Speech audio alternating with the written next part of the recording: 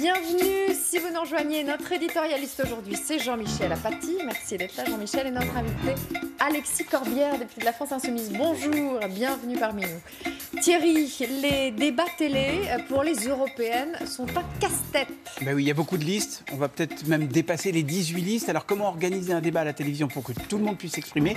C'est effectivement le problème que se posent les chaînes de télé. Je vous expliquerai comment elles vont le résoudre. Benjamin, les pompiers de Paris demandent qu'on les appelle quand il y a urgence. Eh ben, ils sont servis. Oui, urgence vitale. Un appel sur deux aux urgences est mal orienté. Et là, on a une perle qui a été diffusée sur Twitter. On verra ça. Gérald, le vrai et le faux sur le mal de dos. Oui, j'en ai plein le dos. Enfin, on en a plein le dos souvent. Il y a des lésions mécaniques, il y a des choses psychologiques. Bref, on a souvent mal au dos. 8 Français sur 10. On va démêler le vrai du faux. Monia, vous ferez revivre Johnny Hallyday. Oui, si finalement cette paix sociale venait avec le retour d'un Messie, on chante tous de Jésus revient, mais peut-être qu'il faudrait chanter Johnny revient, et peut-être que tout irait mieux finalement. Johnny revient. Ça va sinon? Ça va? Oui, ça tout va, va bien, tout va bien. Il va venir en hologramme comme Jean-Luc Mélenchon. Mais d'abord un rappel des grands titres de l'actualité. À la une, le domicile d'Éric Drouet en Seine-et-Marne vandalisé cette nuit, son pavillon repeint en jaune et les pneus de sa voiture crevés. Éric Drouet, figure des Gilets jaunes, dénonce un acte très lâche. Il porte plainte. Le gouvernement le tient en partie pour responsable des dysfonctionnements de samedi. Le préfet de police de Paris, Michel Delpech, est limogé. Pour l'opposition, c'est un fusible. Il sera remplacé par Didier Lallement, actuel préfet d'Aquitaine, connu pour sa fermeté. Et puis entre Gilets jaunes et grand débat, ils veulent faire entendre leur voix. CGT et FO manifestent ensemble cet après-midi pour présenter leurs revendications sur le pouvoir d'achat. Une manifestation qui serait soutenue par 3 Français sur 4. Voilà pour le rappel des grands titres de l'actualité. Retrouvez votre programme avec les verres Transition. Transition, la lumière se contrôle. Dispositif médical. Retrouvez votre programme avec Liligo.com, numéro 1 français des comparateurs de vol pour voyager à petit prix. Liligo. Et maintenant, place à notre invité.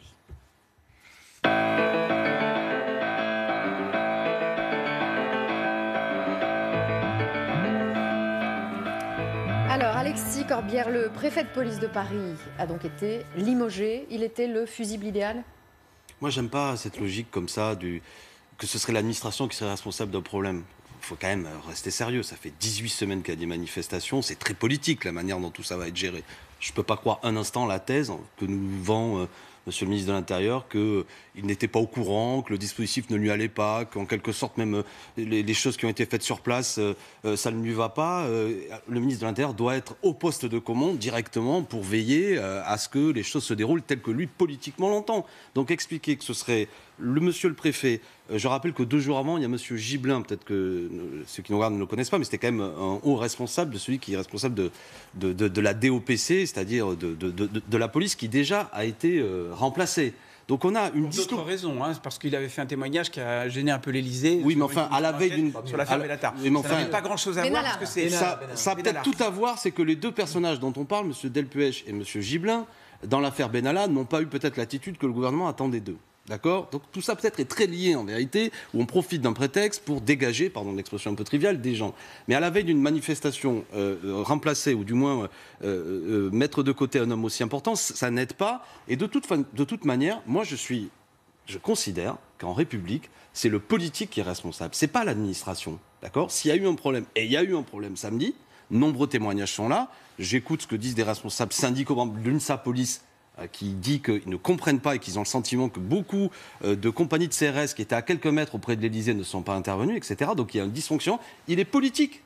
Et celui qui a été mauvais, et il est mauvais, c'est monsieur le ministre de l'Intérieur, qui manifestement a laissé pour la situation, on va en dire 2 mots, et pour toute une série de raisons, ne sait pas se faire respecter, je ne sais pas, ou même a donné sans doute de mauvaises consignes. Donc moi j'ai aucune sympathie particulière pour monsieur Delpech, mais franchement, considérer que le problème c'est lui, et quand même démontre une forme de lâcheté de la part de ce gouvernement politique qui ne sait plus trop comment faire face, essaie de trouver des symboles, explique que ça va pas, qu'il n'a pas été écouté. Bon, c'est pas bien. Christophe Castaner, il doit démissionner selon vous?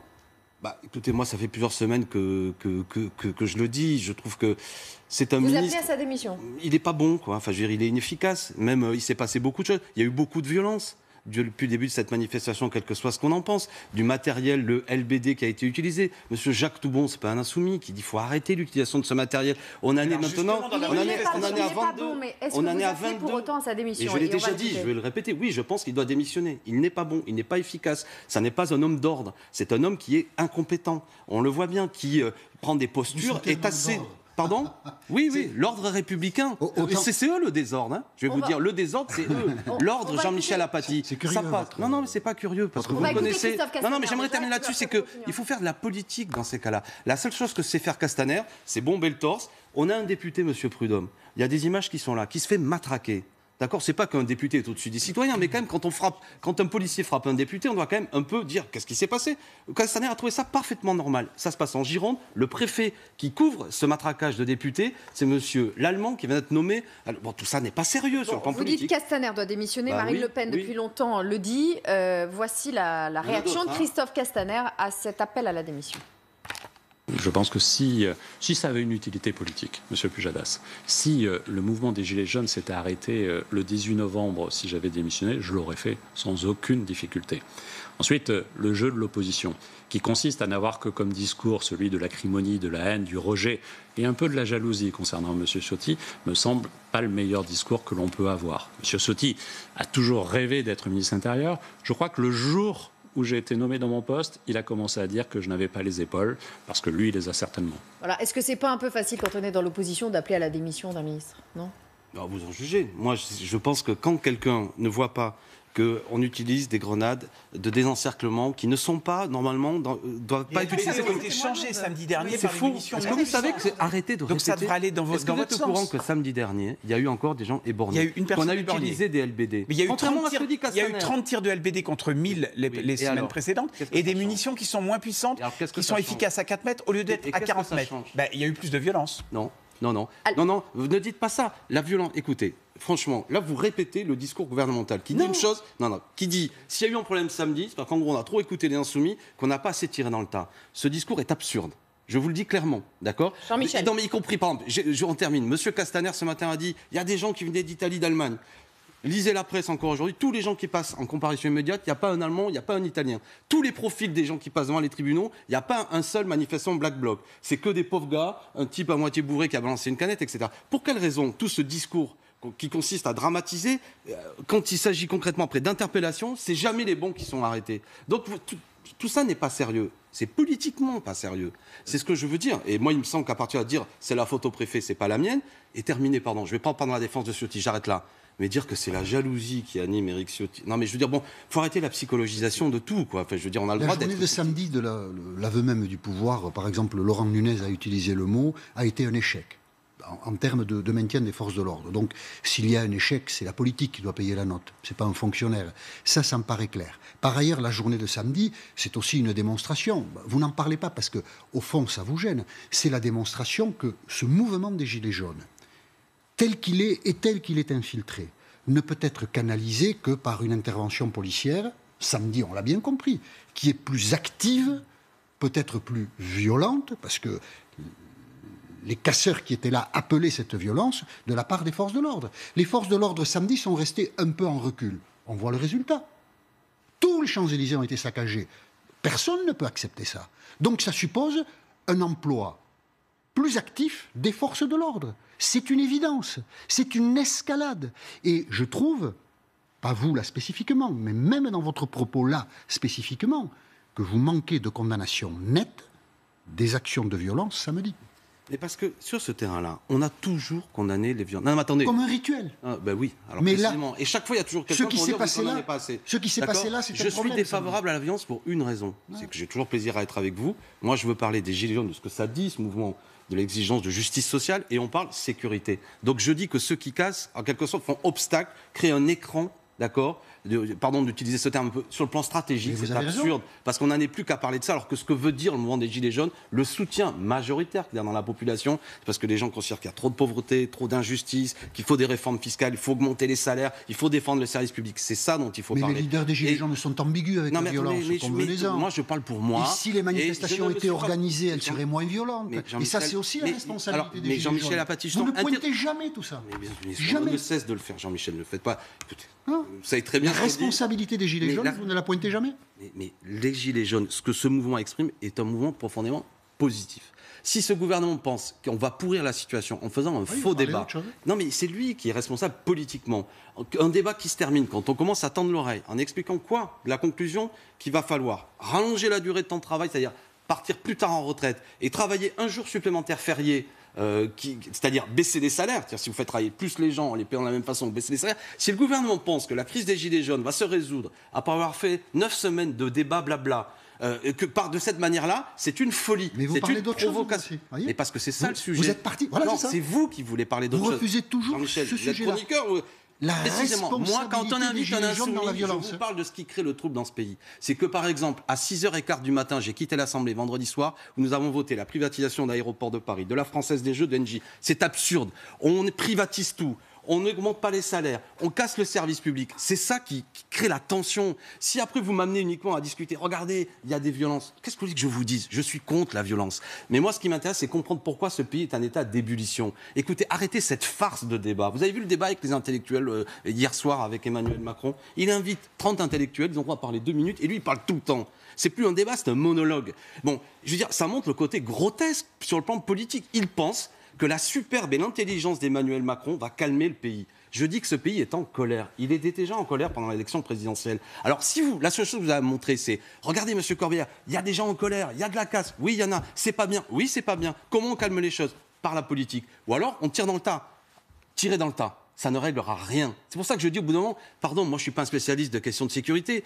Les spécialistes doivent travailler, mais ce n'est pas le sujet. Le sujet, c'est comment on fait en sorte qu'un grand pays aujourd'hui retrouve un bonheur de vivre ensemble, que des gens qui se sentent humiliés parce qu'ils ont du mal à finir les fins de mois, parce que là où ils habitent, il n'y a plus de services publics, parce que les fonctionnaires aujourd'hui, notamment nos enseignants, dont on ne cesse de parler, sont les plus mal payés d'Europe, etc. Même les policiers, on leur doit 2 millions d'heures supplémentaires dans le pays.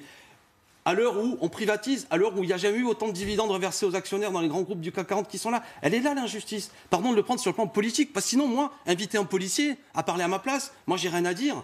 Vous comprenez ? Là, ce qui m'intéresse, c'est ce pays, c'est le cri de ce que veut dire originellement le mouvement des Gilets jaunes. Après que le mouvement des Gilets jaunes, il exprime aussi une colère contre la vie politique, qui ne veut pas de chef, que ce soit très désordonné, confus parfois. Allez, mais d'accord, mais une fois que... L'irresponsabilité, mais Jean-Michel Apathy, dans la vie sociale, c'est pas possible. Mais mon problème, c'est pas de faire la morale. Mais ça, vous n'en parlez jamais, j'ai bien compris. Mais pourquoi ? Parce que vous n'en parlez jamais, parce que ça vous dérange. Voilà. Et qu'est-ce qui me dérange ? J'ai pas ça vous dérange de regarder la situation où le problème que posent les Gilets jaunes, vous soutenez les revendications des Gilets jaunes, oui. Et les Gilets jaunes, si vous étiez au pouvoir, vous n'accepteriez pas qu'une opposition se comporte comme ça. Vous ne l'accepteriez pas. Je serais curieux de voir un jour l'expérience. Et monsieur, si j'étais au pouvoir, je n'aurais pas fait dans les 15 premiers jours de gouvernement de pouvoir la suppression de l'ISF. Non, je vous parle quand même une provocation. De la nature de la contestation. Non, mais qu'est-ce que... Attendez, je vais vous dire, moi j'étais jeune député. Je crois qu'elle voulait faire une pause. Non, mais c'est important parce que vous dites si j'étais au pouvoir. On va se retrouver après. Alors, vous savez quoi ? Non, mais je vous dis, on va se laisser 2 minutes pour imaginer que vous êtes au pouvoir. Non. Allez, à tout de suite. À tout de suite, on revient. Retrouvez votre propre Ligo.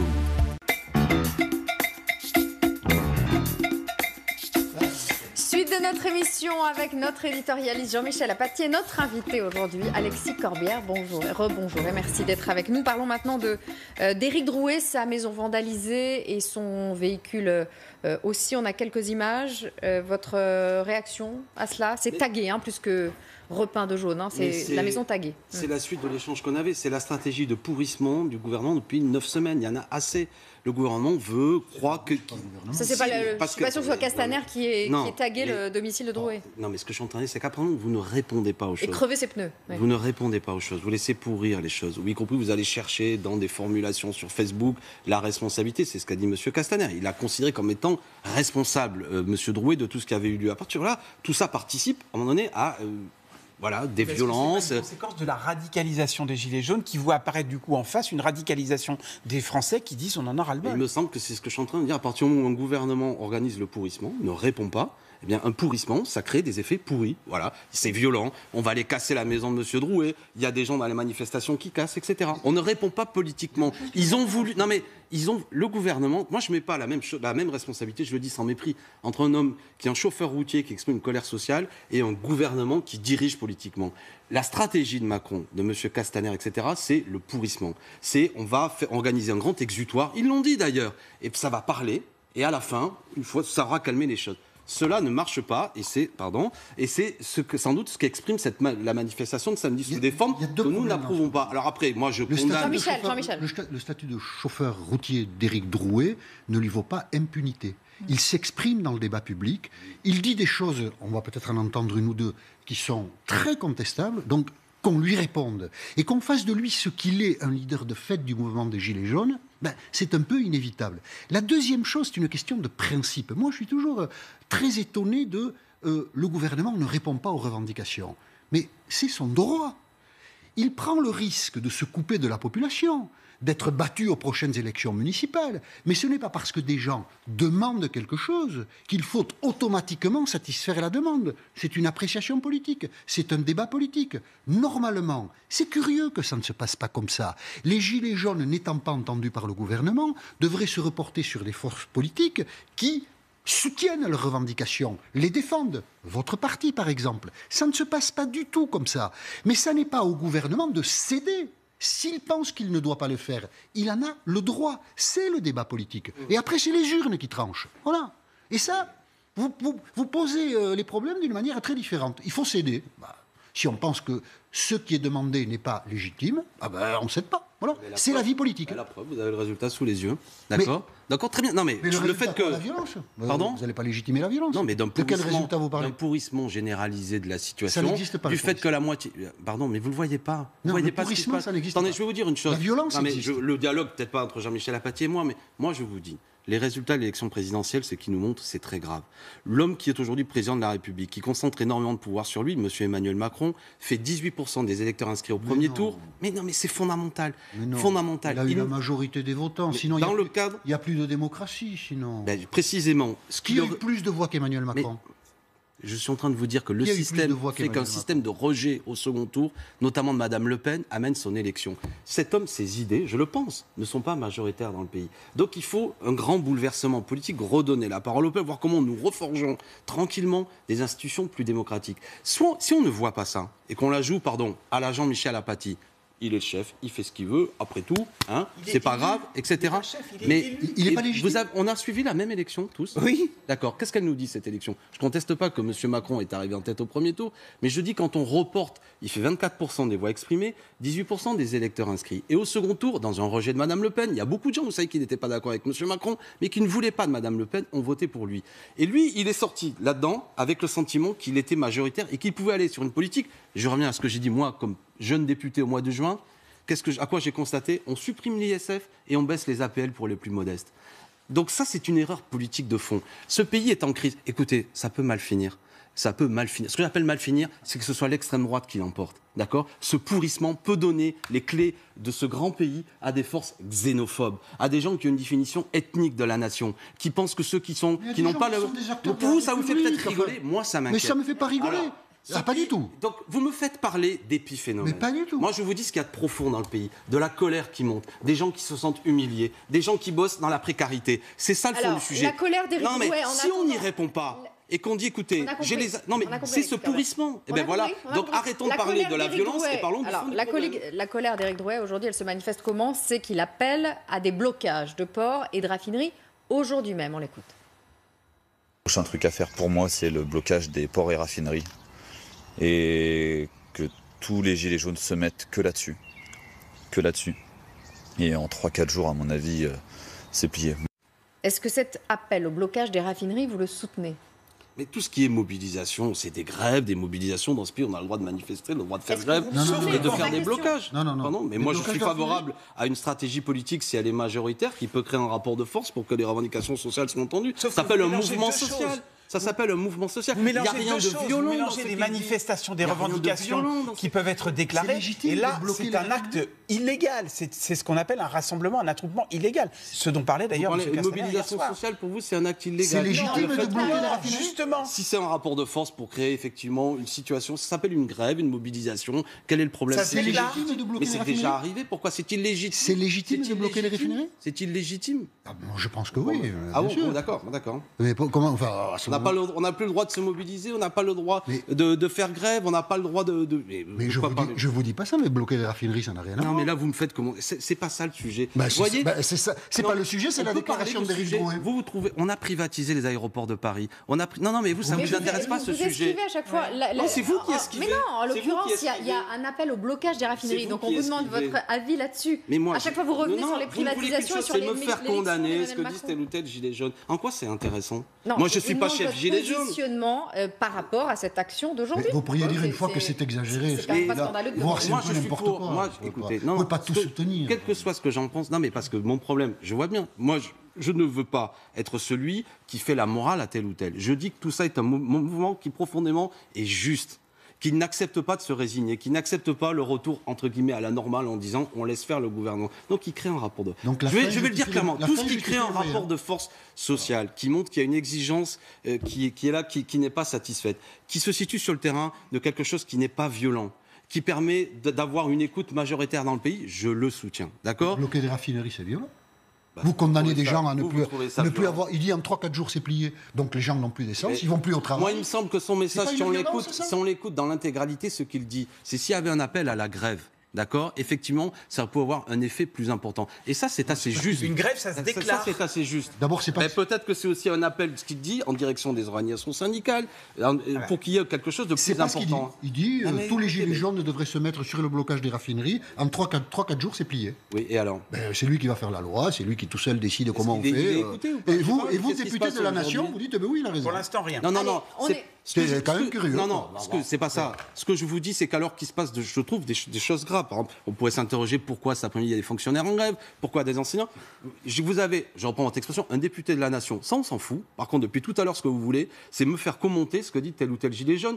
À l'occurrence, je ne tomberai pas dans ce piège-là parce que je trouve ça facile. Je préfère les bêtises d'Éric Drouet que la soi-disant justesse de gens qui ont le cœur sec par rapport aux injustices de ce pays, qui en ont rien à fiche que les fonctionnaires travaillent dans des conditions avec un gel du point d'indice depuis des années, qui privatisent à tout va. Ce qui s'est passé vendredi soir avec 52 députés, 42 en séance, est un vol de la nation. Privatiser les aéroports de Paris pour faire un cadeau, sans doute à tel ou tel groupe, est un scandale sur lequel les citoyens, plutôt que de les amuser dans des grands débats, j'aurais aimé qu'on les consulte. D'accord ? Les aéroports de Paris, ça rapporte chaque année 180 millions à l'État. On est en train de le vendre. La Française des Jeux, c'est-à-dire qu'il y a de l'addiction aux jeux, notamment les plus modestes, qui jouent de plus en plus, parce qu'il y a des problèmes notamment de salaires qui sont bloqués. On va privatiser tout ça, sans doute avec un développement d'une addiction aux jeux. C'est un scandale public. Je veux qu'on parle de ça. Je m'en fous de ce que raconte tel ou tel personnage, par ailleurs, qui exprime une colère juste, et peut-être qu'il l'exprime mal.